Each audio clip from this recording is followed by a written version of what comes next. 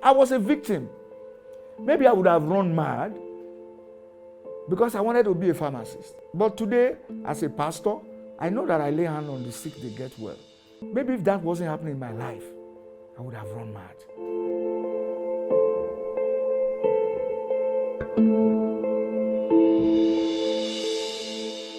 My addiction to life started when I was 14 years of age. Started with smoking cigarettes. Then I got hooked into marijuana also. Throughout both from primary to secondary school, I didn't know anything about drug. But my journey to drug started immediately when I get admission to Olabisi Onabanjo University. That's former Ogun State University.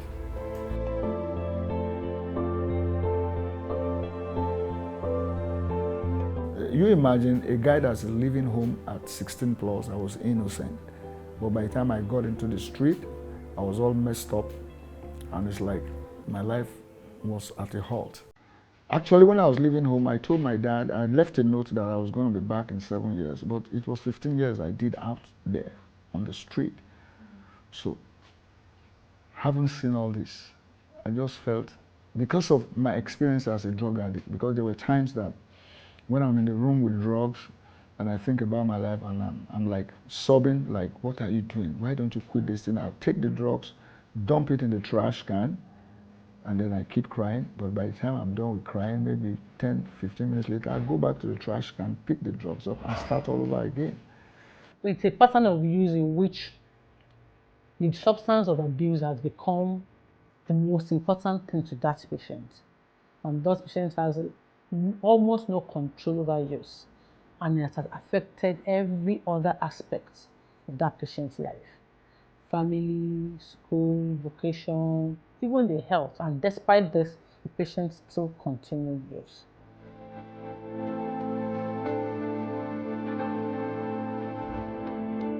Started with smoking cigarettes. Then I got hooked into marijuana also. It was right then that my parents found out, so they took me. Trying to cover it up, they took me to boarding school. But while in boarding school, it even got even more worse. Because right there, it was free. So I got more hooked into it.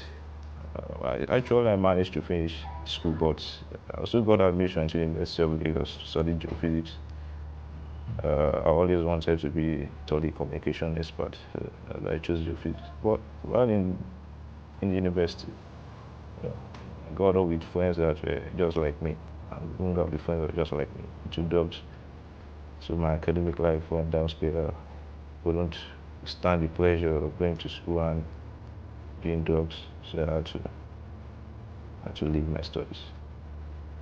I got into drugs full. The fact I even left my home, I was in the streets, the area boys and thugs, people from good families also, we all met in the streets. So it was day-to-day survival in the streets. When you take marijuana, for some people who make you violence, because like me, when I'm starting taking marijuana, I become violent to the extent that I can't really live with ordinary people, because if I didn't smoke, if I didn't take marijuana in the morning, I can't eat, I can't go to the toilet, and I can't even crack any joke. If anybody eventually just don't take anything, like just say something like joke, I will take it or something. So in that aspect, I will just be violent all the day, but the moment I take it, I will feel somehow happy small. But when I feel happy, that one I can do and undo. So when I'm taking it, if a whole bottle of something, I can choke somebody. So I use it in the channels of make you to be violent. My patients, what's important to them is the satisfaction that they get from these substances.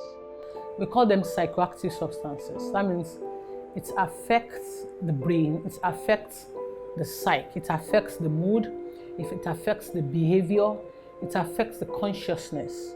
So it's what they want. Someone that's wants to feel high, they tell me, Dr. K, I'm on the fast lane. So they want the high, that euphoric effect is what they want to feel. So it affects their behavior. Some people will tell you that to work hard, for better productivity, they need to use substance. So their behavior, even their consciousness, sometimes to dampen their emotions.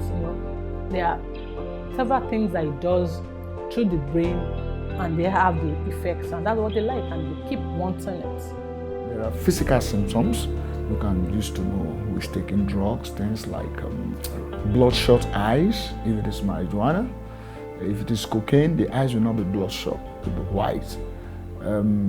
If it is heroin, you see the person, if he sits down, he starts to behave as if he's feeling sleepy like that, he keeps bending, and somebody have to say, hey, he comes back, and then he goes back.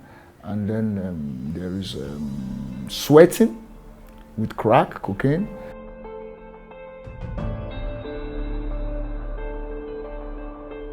$250 milligram used to be 200 naira. Since they made noise of codeine, 250 milligram is going for 2,000 naira. It's big money. A gram of cocaine is going for 13,000, 14,000 naira. In 20 minutes, you have finished smoking a gram. And the chemical combination of cocaine, as soon as you finish the last stage, you want more. The best treatment is a type of treatment in which everybody comes together to help this patient or client out of the substance use problems. If you really have dream and ambition, don't even try to test it, because no matter who you are, it will render that dream useless for you. The enjoyment they derive from drugs is not permanent, it's just temporary. So why indulge in something that is not permanent? Why not go for education? Why not go for rehabilitation when you are hooked in drugs? Why not go for things that are more feasible for the future?